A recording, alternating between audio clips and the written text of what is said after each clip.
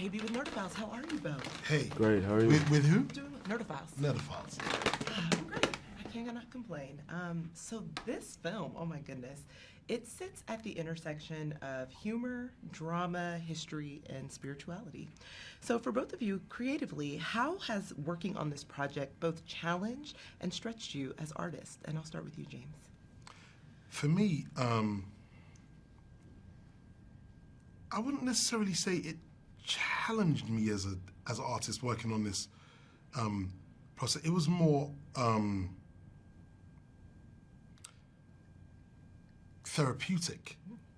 It was something that I had to do. It didn't necessarily challenge me. It extended me as an artist and just extended me spiritually, just in living in my truth, and really just expressing. Take music, right? There's 7.5 billion people on the planet. There's 7 genres of music. That doesn't even make grammatical sense, but it shows how quick we are to fit into uniform, how quickly we are to be accepted by our peers and just fit into one space and time. And it stops us from being the daring people that we are. It stops us from being the adventurous spirits that we are. And in making this film, it just, and telling this story, it just rings true to everything I believe about us being singular, us telling the stories that mean the most to us and not trying to fit into any genre. My second movie should have probably been an action movie or something else coming off the Harder They Fall. I wanted to take us all back from the Old West to the New Testament. Well, in some ways, it's still an action film. In some ways, there's mad action in this. Jeymes. Yeah. And how about for you, LaKeith? I'm going to take James's word and say, how has it extended you? Yeah, it's a beautiful way to describe it. You know, I didn't know the way in which joining this film would affect me. You never do. You kind of never want to. Part of the journey is the uncovering, and that's the magic of it all, you know, peeking behind and seeing what there is to gather. And I was pleasantly surprised by the way in which, you know, playing 2 characters will reveal to me just how much I could stretch and how much potential is still there. And, you know, how much I can move into different bodies and spaces and modes of thought and assume those and feel comfortable in those spaces. And, you know, working with Jeymes always is an opportunity and exercise and exploration. As an artist, you can go anywhere, you know, sky's the limit. And I think that's a really big gift. And it really just is, it just was really amazing, it exceeded all of my expectations. And I hold all directors now to a different standard. And I don't want anybody copying Jeymes. Don't play music now. You weren't playing it before. No, but you know, it's a gift when you work with someone like that. And you know, I will always think about him when I go on to other projects and when I do other things, because it was just a great experience and a great growth experience being a part of it with him. He always sort of kept reminding me, you know, that have fun, you know, let it off, let it flow, let it go, keep going, remember that, like, we're here right now, you know, and so it's beautiful. Wicked, man.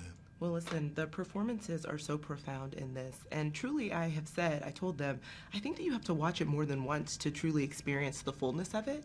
So I cannot wait for audiences to see it, and just thank you so much for taking time to chat with Nerdophiles. Really appreciate it. Thank you, Nerdophiles. Thank you. So I am KB with Nerdophiles. How are you both? Very good. How are you? I'm doing well. Listen, both of your characters, Elijah and Verinia, really appear to be kind of anchors and rocks for Clarence in very different ways, though. So can you talk a little bit about how being an integral part of Clarence's evolution over the film also shapes and grows and expands your individual characters? And I'll start with you, Anna. Sure. When I first got the role, I was speaking to Jeymes, our director, about who Verinia was and who she is to Clarence and vice versa. And he said, you know, Verinia, she's very grounded, you know. She's very grounded, she's safe. And Clarence is like us. He's a dreamer, and he takes risks, and he's like all over the place. And so he says, in this way, they need each other. And so I thought a lot about that, and it's true. Verinia is a grounding presence for Clarence, and she keeps him honest, and she calls him out on nonsense, and so yeah, that's who she is, and she's also one of few female characters in this, and so I wanted to really imbue her with a sense of femininity and gentleness and strength, and so that's what she brings, I think, to Clarence in the story. I think for Elijah, he gives Clarence the okay to just try it. You feel me? The reason why we most of the time don't try stuff in life is because we feel like we're gonna lose people that we care about, you know, just in case we try the reckless route. But for Elijah, he allows for Clarence to, you know, try this plan. I ain't got a plan. All I got is loyalty. So at least you'll know you got somebody that's gonna die with you. You ain't gonna die alone if this turn out bad. You feel me? And sometimes it's all people need. It's just somebody to say, all right, if this crash, at least I'll drive in the passenger seat with you. You feel me? I like that. He does allow him to just be, to have that. Okay. But he still brings the reality. Like, this crash gonna hurt, you know, but it's all right. We both in it together. Yeah.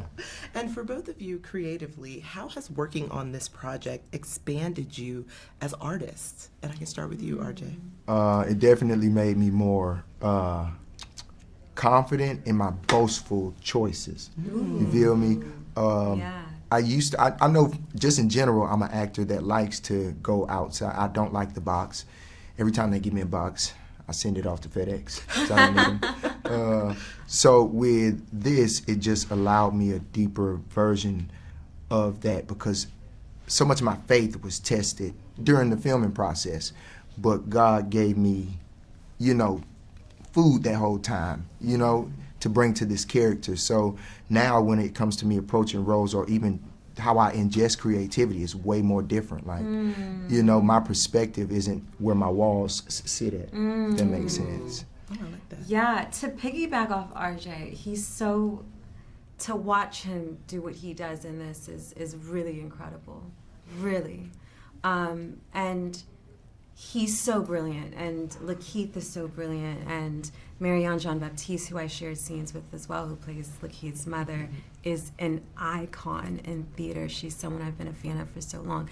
Benedict Cumberbatch, someone I had a scene with. It was, for me, such a learning experience, because when you're doing what you do with someone else that's that good, it makes you better. It's like if you have to play basketball with LeBron, like you're gonna end that a better basketball player. And so for me, it was, you know, such an amazing experience to be able to learn from these giants. Yeah. Well, listen, I believe that these performances are so profound, and I told them, you know, that I had a conversation, just, you know, they were asking for my reaction of the film, and I said, I feel like people need to watch it more than once to truly get the fullness of it, and these profound performances. So just thank you both so much for taking the time to chat with Nerdophiles. Thank you really so appreciate much. it. Lovely Thank to you, meet thank you.